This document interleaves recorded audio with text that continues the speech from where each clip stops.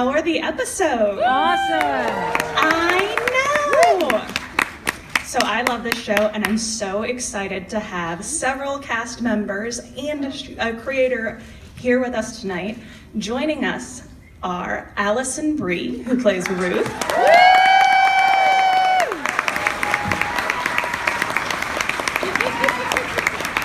Betty Gilpin, who plays Debbie.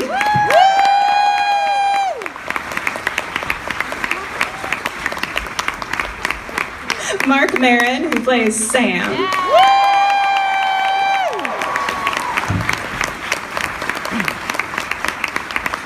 Britney Young, who plays Carmen.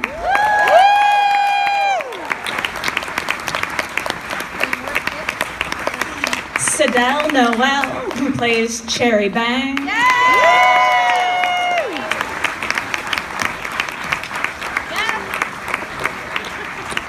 And creator and showrunner Harley Mensch.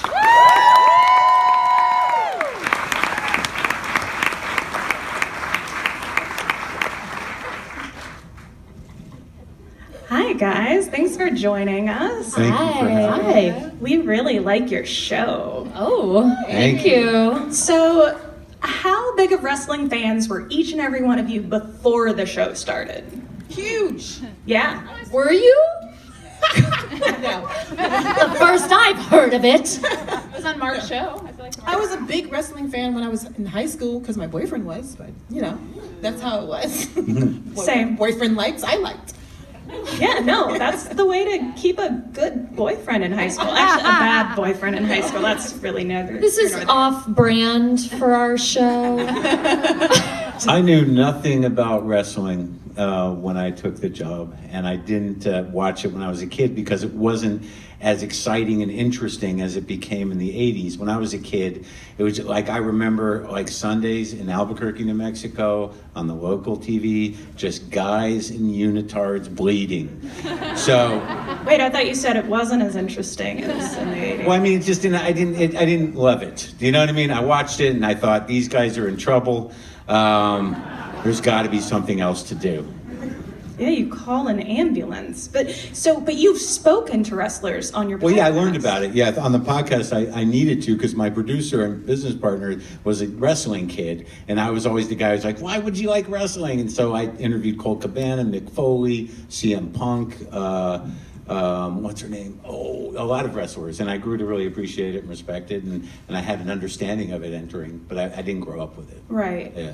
now that I watch it a little bit, I see the parallels of growing up being a theater geek and being super into like musicals and a world that, you know, not all of my friends understood, where I was like, I know it's cheesy, but it's magic, and it means that the whole world is magic, and you know that you could just burst into song, and there's a fantasy to it, and there's nothing ironic about it or winky. Like, there is so much in the world, and wrestling is kind of like that, where there's no kind of you're never too cool. There's there's so much vulnerability in standing in an arena in a glitter diaper, Right. fighting for justice. Right. No, absolutely. You're emotionally naked, and that's really appealing. So on this show, it's one of my favorite types of show. It's a show within a show. So you're playing, of course, your characters, and then your characters are playing characters.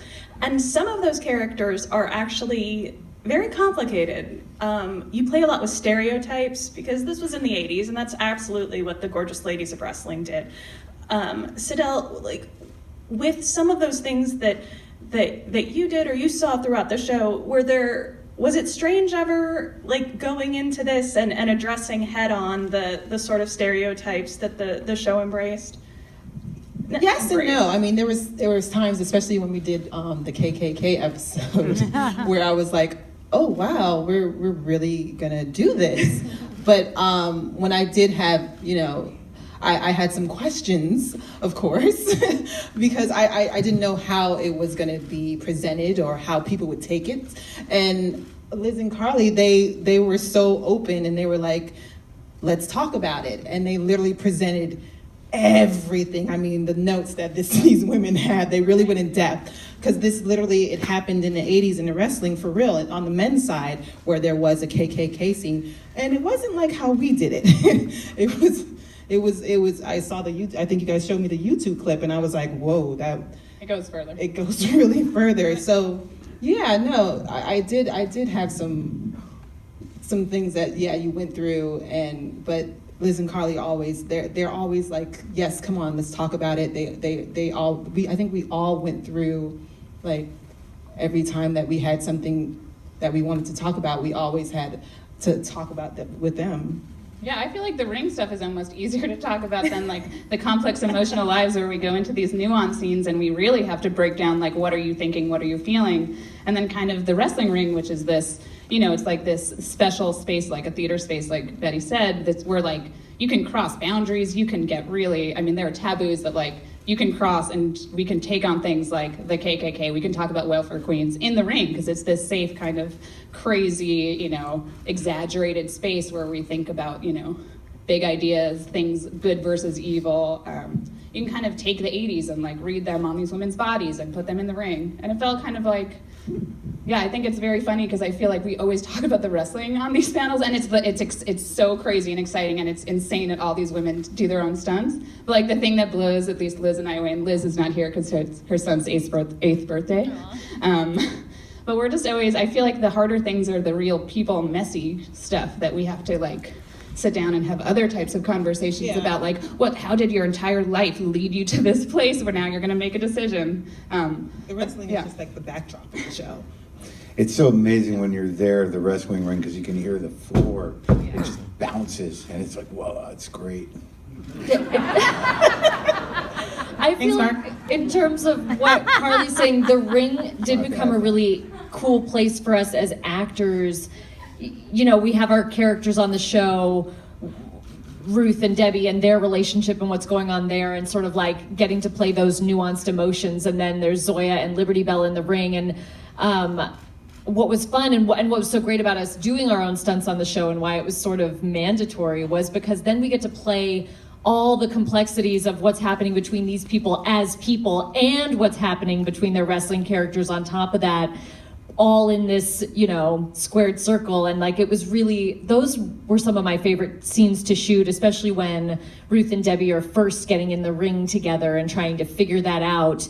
And there's like such a delicate nature to their friendship outside the ring at that point. But then in the ring, they have to really touch each other and hold each other and protect each other in ways they're not ready to do outside of the ring. Right, and that physicality lends such another level to the show that I love. So, Alison, can you talk to me a little bit about the training process? Because I get the feeling it was sort of epic. It was epic. It's a big part of what made this whole show really life-changing for me, and I think for all the women on the show. It was such an empowering experience learning how to wrestle and doing it together as a group of 14 women. None of us had wrestling experience except for Kia Stevens, of course, who plays Teme and who's a pro wrestler. Yeah. And she was such an asset as well to have in the ring, because when we all would wrestle with her, it was like, oh, this is what it feels like. And it actually felt much more safe and protected. And she was like, would guide us around. But it was a really incredible bonding experience for all of the women on the show, coming in, at having the same baseline, and then realizing every day that our bodies were capable of such incredible things that we never would have even imagined. We were trained by Chavo Guerrero Jr., who is an incredible pro wrestler, comes from a long line of pro wrestlers, and just was such a perfect match for us. Also, Shauna Duggins is our stunt coordinator, and we're just so close with them. We call them mom and dad, and they were great at breaking down the moves and teaching. We all got in like, here we go, and they're like, today you're gonna feel what the ring feels like, and practice running the ropes and get a sense of what that is like. And we all started doing like somersaults the way a 3-year-old does somersaults, and being like, our first couple videos, I was like sending them to my husband, check it out, and he was like,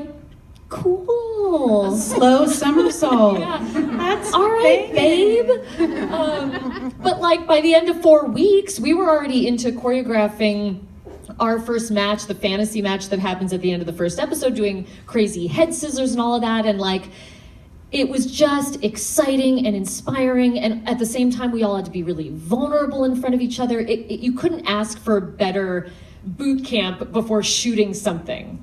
I had to learn how to do cocaine again, and I had some experience back in the day. It's just like riding a fucking bike, I'll tell you. And smoking too, it just comes right back to you. It's fucking unbelievable. It's great. I'm sorry. You're funny. Thank God. Have you gotten that before? Huh? Have you gotten that before? Yeah, sometimes. I do all right. I can tell. Betty, okay, so this sounds gushy, but honestly, one of my favorite things that I have read about the show you wrote. Betty wrote something for Glamour last year about... It's amazing. Oh, so amazing about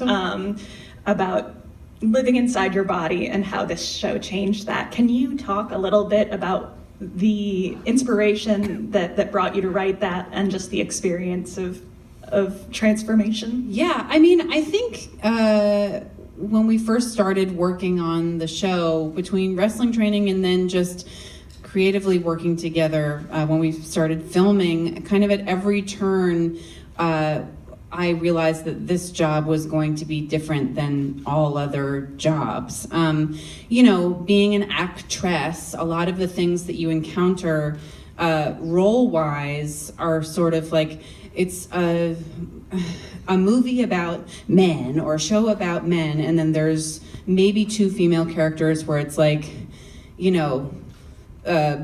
brainless Barbie who's like never touched an abacus, or like pixie dream girl in a beret who's like blowing someone by scene 3, and you get to like choose between those things.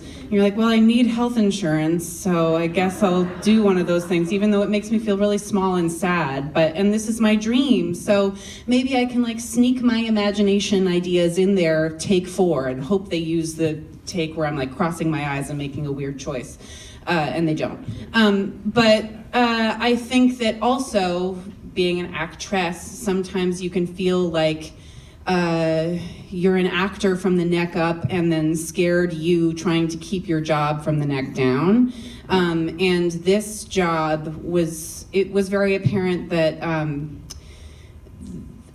all of you is necessary in a very powerful and functional way, that, they didn't care about my obliques, they cared about my knees' ability to, bend and throw Ali Brie in the sky and scream at the sky, and not in like a small squinty way, but in like a big cave woman way. And I have tried to carry that bravery and freedom that this job has given me into, the DMV.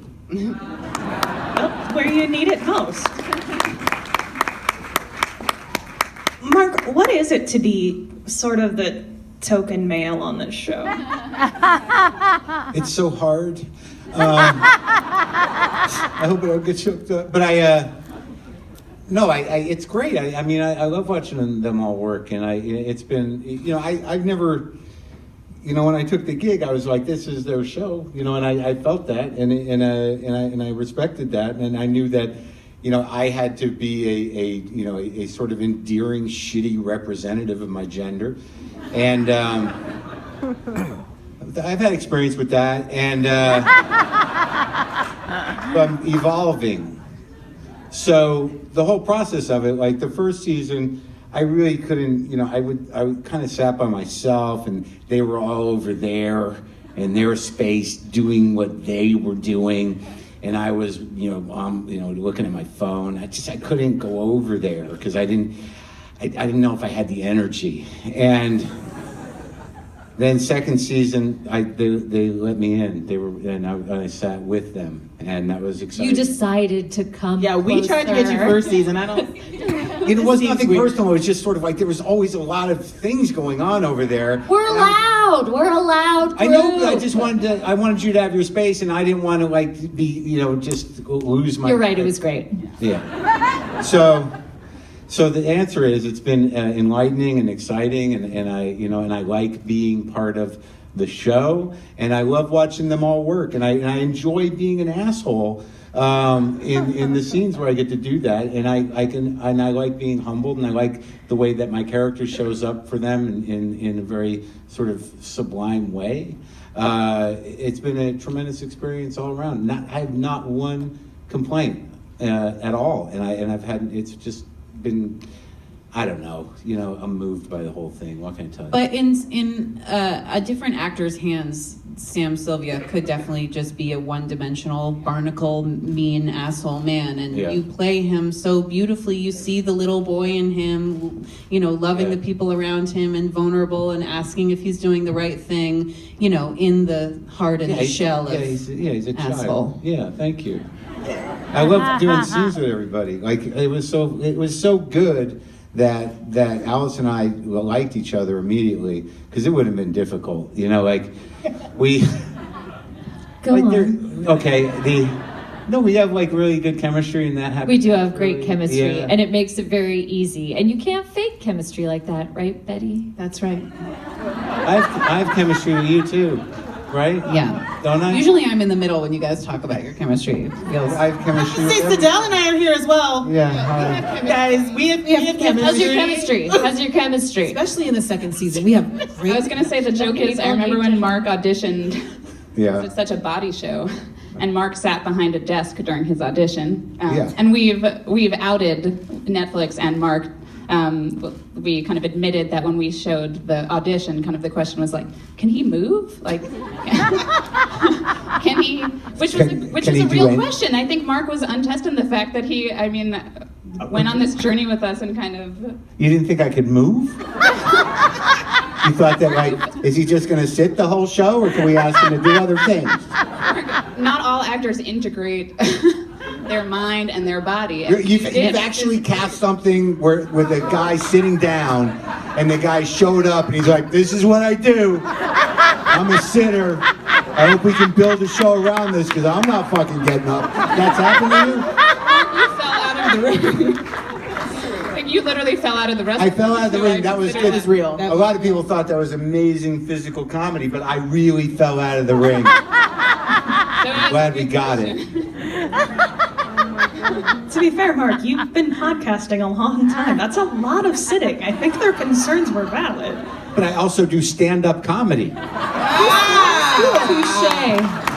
But I do sit on a stool. Sit on a stool. I'm a sitter on stage. That's true. I understand your concern. I'm sorry. I was being insensitive. It was a fair question to wonder. It was a fair thing to wonder. This is the effect we're having on him. That right there. Marc Maron is a changed man, everyone. You just wear him down. Brittany, hi. Hi. So, I was reading IMDb. Ooh. Yeah, no, I know. I have a fun life. And so you don't have a ton of credits. So this was kind of your big thing. Yeah. What was that to have this be your kind of welcoming grasp into the big bad world of Hollywood? It was definitely very overwhelming. You've been on my credits on my IMDb page are actually behind the camera. I was an assistant for 8 years, and I actually faked sick to go to my audition and my callback for this. Yeah. Dearest apologies to Rachel Bloom and Aline Brosh McKenna at Crazy Ex-Girlfriend. They know the whole story now. But yeah, it was really interesting. I remember when I got the call from like the production office, and I was like, oh, who else has been cast? And they're like, Alison Brie's on board and Betty Gilpin. I was like, okay, great. What about everyone else? And they're like, oh, they're slowly coming in. So kind of coming in was just like going to like Girl Scout camp, where it's like I have to make friends with these new people, but I also have to make sure that I make them feel comfortable and make them have fun. And that wasn't really that hard, coming in with this group of girls and Marc. But I think it was really interesting because for me, Carly's heard this so many times, I was more nervous about the acting part of this job. not really the physical part. I was a cheerleader. I come from an athletic family. So that part, I was like, yeah, I can go and try to be a wrestler and attempt it and make it look decent, even though I don't know what I'm doing. But it was the acting part. And, you know, season 1, first pilot, second episode, I had a lot of scenes with Alison. And in a lot of takes, I would look at her and be like, how was that? Was that okay? And for her to not even try to even give me notes. She was like, that was great. Maybe let's try this and let's just do it. Like anyone else would have been like, well, for me, I need you to do this. It was never that moment. It was always, as a team, what can we do? And I also had a lot of scenes with Chris Lowell, and he and I talked so much and really got behind the relationship that is Bash and Carmen, and that really made me loosen up. And I had a meeting with Liz and Carly, and I was just like, I think it was like episode 4, which is kind of Carmen's like moment with her family. And I was just like, guys, like, am I doing okay? How's it going? They're like, you're doing great. This is why we picked you. This is why you're here. And I think that kind of flipped something where it's not, where it was more like, it wasn't we needed a Carmen, we needed you. And I think that was the moment where I was just like, okay, great. I was meant to be here. This was the right time. This was the right moment to transition. Right. And, you know, we're a family and I wouldn't have it any other way. Woo! Woo! These panels kind of reveal how many meetings Liz and I have. All the meetings. Yeah. Sydelle, you have a history as an athlete too. So were you concerned about coming in and like wrestling? I know track is different, but no, absolutely. Being that, yes, I was an athlete, I was concerned about the physical part because I didn't know how many people like.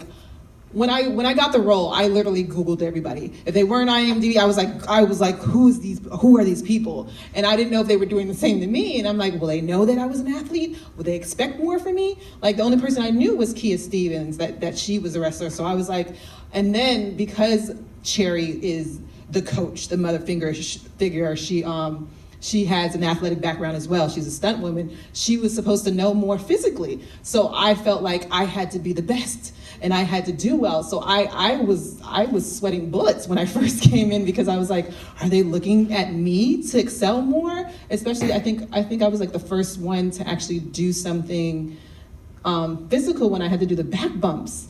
And I had to do the back bumps, and literally I'm teaching the girls in the episodes to do the back bumps. And this is like, I think we just learned back bumps like a few weeks ago. And I was like, literally looking out, and I'm seeing everybody looking at me. And I'm like, I gotta get this right. So I kind of did felt like pressure because I was an athlete, like I have to do this better. And even Chava would come to me and he would be like, all right, what do you got? Oh, sorry. We are on hiatus, girl. That chemistry. That chemistry. But yeah, I did feel a little pressure to excel more. But these women that I work with, you didn't feel that pressure. Like literally, we literally came in and we walked in and we saw a wrestling ring, and that's the first time we met each other. And no one was like, I remember Jackie, she was like, no one's gonna suck more than me. Like everybody was really open to learning, and no one felt pressure. It was a safe zone, even though I'm pretty sure everybody inner thoughts were like, holy shit, holy shit, holy shit. That's an inner thing. Okay, yeah. Inside joke. Yeah, sorry. But yeah, I think we all had that little like, oh my goodness moment, like, are we really doing this? But having these girls, it was like a sisterhood and a family because everybody was so supportive. That's incredible. Guys, do you have questions you would like to ask the cast of GLOW? Oh, now we can. Hey. Oh, back there. Ooh, back there. I was gonna say, we can hear you. I can hear you. Yeah, I was impressed. All right, thank you very much. Everyone who participated with GLOW Instagram Live would like to know, for the future seasons of what we hope is a very long show, what are you going to do about the diversity things that you brought up in the first season? Are you going to rectify them? Are you going to bring it into the 90s? What's the plan? I mean, Yeah, Carly, what's the plan? If you want that many seasons of Glow, we can't tell you the stories so that you're waiting for them and people have reasons to pick us up. I mean, I think we have so many stories we want to tell about these women. We want to explore every person on the show. We have a lot of places we want to go. I don't think we're thinking about time so much as kind of the people and how deep you'll go and how well you'll know them. There will be... Oh, flash forward. Flashback. Oh, flash forward. I'm desperate for flashbacks because we only get 2 scenes where we're friends. I never thought about when we were filming the pilot. I was like, okay, see you tomorrow. And then in the drive home, I was like, oh, now we'll never make eye contact again in a scene. Always as soon as it's like cut, then we run over, hey, how are you? I love you. Doing? Yeah. So Carly, make note of that. They want to do flashbacks. Yeah, very well. Thanks for that, thank you. A question for the creator. So from beginning of the inception of the idea to production, how long did that take? Did you start with the idea of just, I want to do women in sports, I want to do wrestling? Were you a big wrestling fan? Yeah. Just curious to know what that process was. Yeah. So me and my co-creator Liz Flayhive, we wrote together Nurse Jackie, and we were playwrights who knew each other for a long time. And I think we were kind of just fishing around for women's stories, but that was just kind of in the back of our minds. And then I'm also a huge nerd who watches documentaries almost every night. And I saw a documentary about the original Glow, and I think and was blown away, both by kind of the women themselves and kind of looking back on the time and how meaningful it was to them, and it really moved us.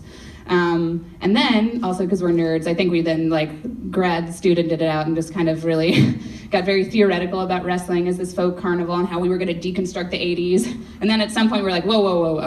We had to go back to the beginning, and we're going to start with a friendship, and we're going to start with 2 people, and we're going to start with a fracture, and we're going to build from there. And then we're going to use the ring to kind of explore that, and we'll build everything around that. So I think we kind of went big, and then we shrunk it back down, and kind of at the core of our show, at the spine of it, will be this friendship. And I think that will be kind of our motor for the entire show. Yeah.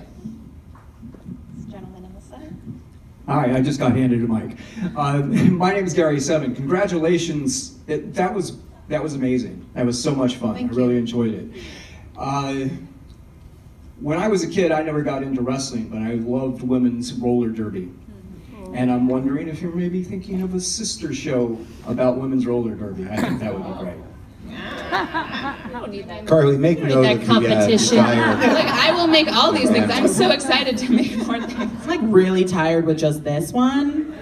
Also, I feel like I spend a lot of the show just being worried about these actresses, and by the end of the season, I'm like, whew, we got through it. I'm so worried for their safety. So it feels like to take on another show where you're like, oh, they're gonna slam into each other. Also, it should be noted, our most difficult episode to shoot took place in a roller rink, so Episode 8 is we a roller tasted rink. it, and it was dangerous. Yes. But yes, I feel like We were in the skates the longest. 14 hours. 14 hours in skates. Continuity's a little tricky.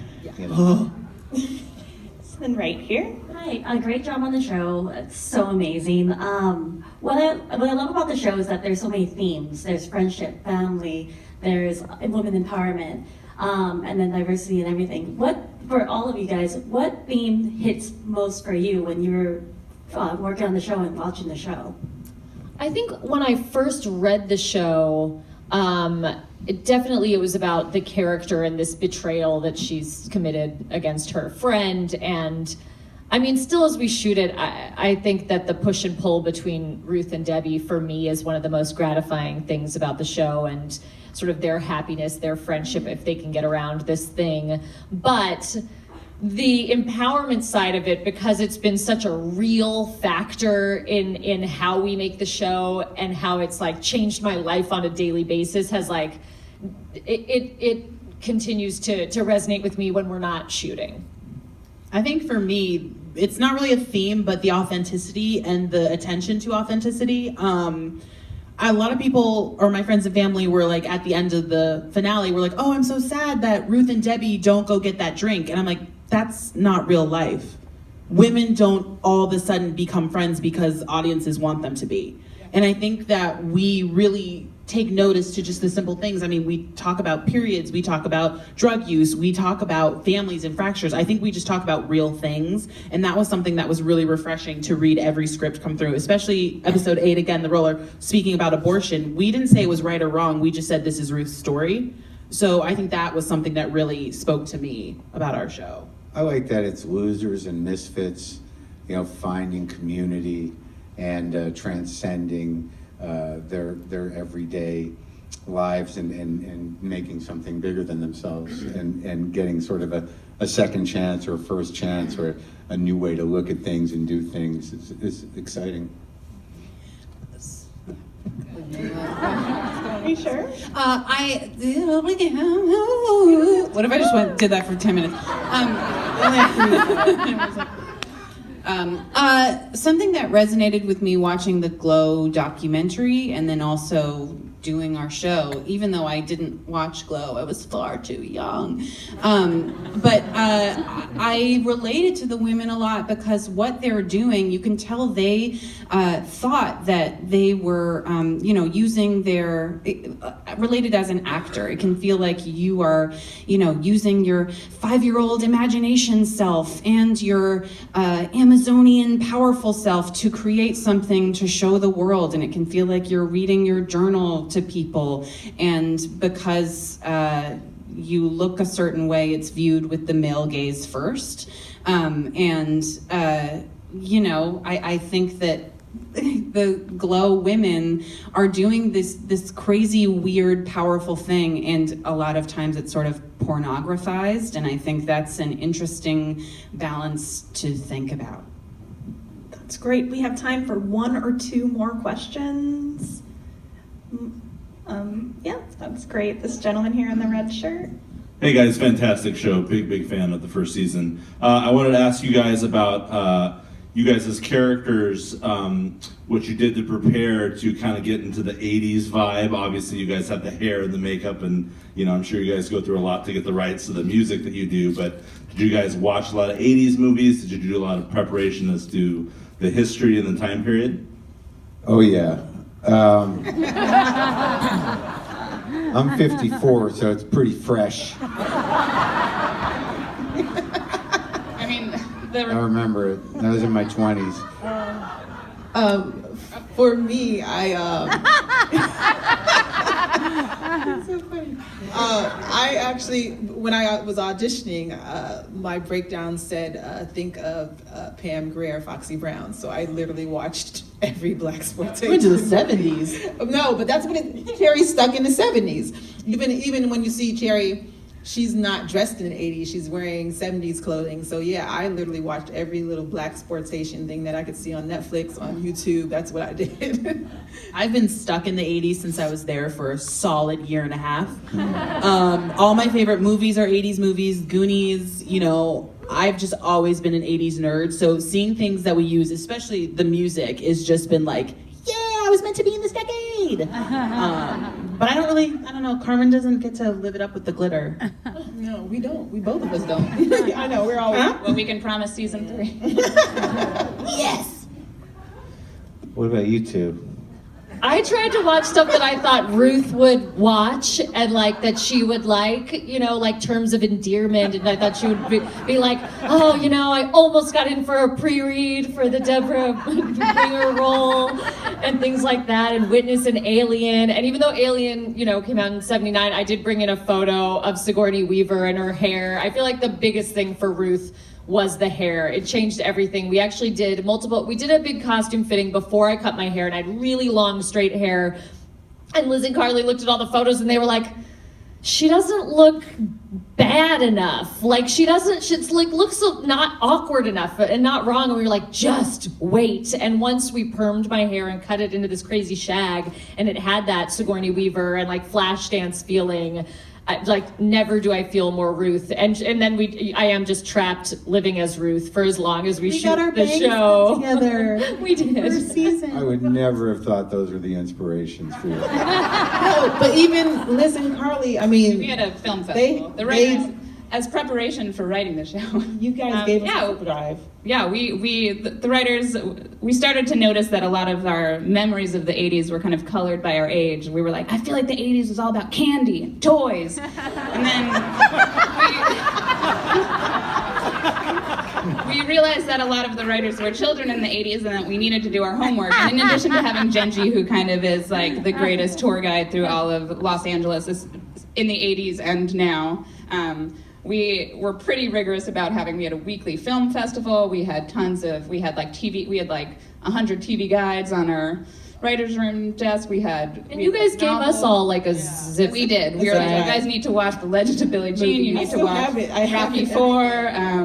Yeah, I feel like I think a lot of those movies were inspiring and kind of in the groundwater in a lot of ways, both the haircut and more. I like to make big, crazy choices acting-wise, and sometimes in modern stuff when the scene is like, you're in a t-shirt whispering in an Apple store, it doesn't really translate. But in Glow, I'm like, I've got basically an electrified turkey on my head and like a Crayola fire on my face. Like, let's make some big choice. Like, it just kind of matched all the things I always wanted to do. So it sort of lends itself to camp and big swings. That Liberty Bell smile thing is so fucked up. Can you do it? No.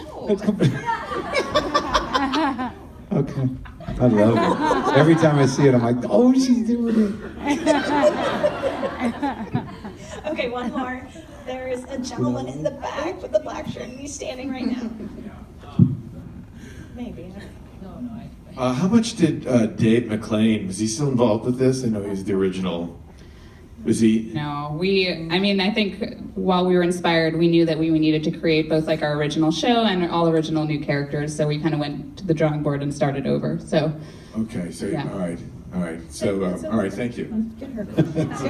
So he's not. Okay, so one more in the front row, and then that's it. Hi, I think it's so refreshing to see content that's actually being directed through the eyes of women, which is amazing. And I was wondering just what everyone's experience was working with the amazing, awesome women directors on your show. And just as far as the world of the inclusion rider and things like that going on, is just in your second and third seasons, are all of you able to put in input as far as having more female directors and female behind the scenes crew on the show as you go? It's a great question. Yeah, we have a majority female directors. We did season 2 make a change, and we had female ADs because it felt very important behind the scenes. We have tons of women. The writers' room is, I think it's like 6 women, 1 man. 6 women and Nick. Yeah. Marc is there too. I mean, Marc is in the 14v1 camp. So yeah, it's very important to us. I think we knew that kind of in order to tell these stories, having women behind the camera would kind of bring a sensibility that matched the stories we were telling and to get inside. It's totally different having women at the top, I think, and that changes everything because that trickle-down effect is real in terms of them being very mindful of wanting to employ women in all different facets on the show. And it makes it a great place to work, and there's great communication, and there's very little ego involved, and it's just a wonderful, magical place. We talk a lot. We use the word safe. Obviously, Netflix, our set is very safe safety-wise, but we kind of mean safe in that we are allowed to be Alison, Betty, Marc, Britney, Sydelle in whatever mood we are that day, and no one is going to judge us. No one, if we're crying in the corner, is going to come up and be like, we need you to be happy. No one will ever say that. We really do care about each other as a cast, and we care about each other as a crew as well. I think that spills over into the people who work with us. And we're just allowed to be. And I think that's something that's very rare in this business because, again, you're kind of expected to show up and have a smile and be friendly to everyone and just have a good time. You're making all this money. You're the center of attention. When really sometimes you just want to curl up into a ball and just cry. You know, and we're allowed to do that. And I think that that is definitely a reason. We don't do it that often. Yeah. No, we don't. Professional. No. But if we wanted to, yeah, just as like could. show up to sit. Yeah. Remember that. That's what makes the show so great because if if that is the case where we have one of those moments where it's like, I'm going through something today, Liz and Carly or whoever would be like, let's talk about it. Whereas before, I've been on other sets where it's like, listen, we got 2 minutes, you say your lines, I don't got time for this. And this is not that set. This set is very open and loving. I mean, to say, I think a mission from the beginning is to create a place where everyone can do their best work. I think that's kind of our version of safe. Thank you guys so much for coming out. Thank you. Thanks for all your great questions, and thank you to the cast and crew of Glow.